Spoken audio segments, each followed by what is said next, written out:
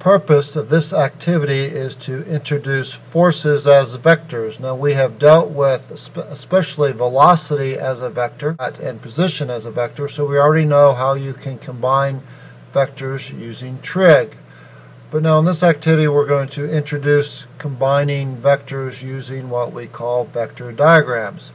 This is the setup that we're going to use to show force works as a vector. We have what's called a force table here. I'll give you a better view of that in a minute.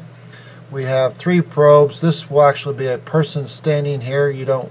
But with just me taking the video, I've got a really skinny person standing here. So this will be the resultant vector.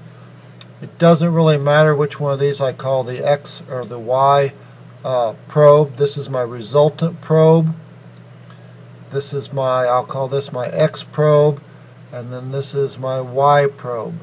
We're going to keep the X and the Y probes at 90-degree angles to each other. So one will be our horizontal component or horizontal part of the force, just like we used to have. We've used Vx and Vy in our previous units. Now we're going to have Fx and Fy, and we're going to have this angle, and when I show the notebook, I'll give you another picture of how the angle relates.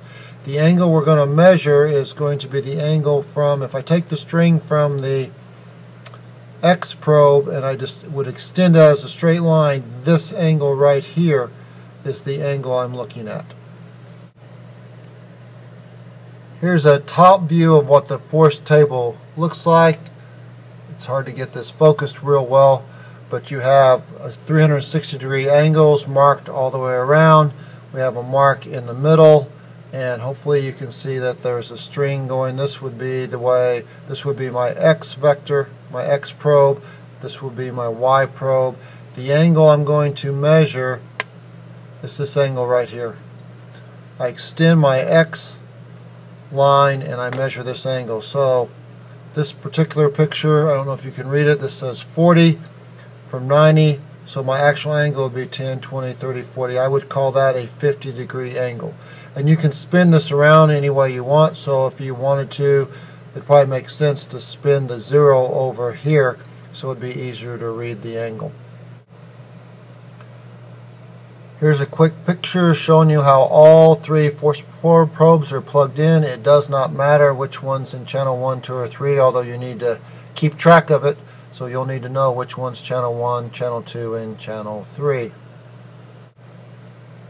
When you plug all 3 force probes into the LabQuest, this is what it looks like. You've got channel 1 force, channel 2, channel 3, and it will give you all 3 forces at the same time.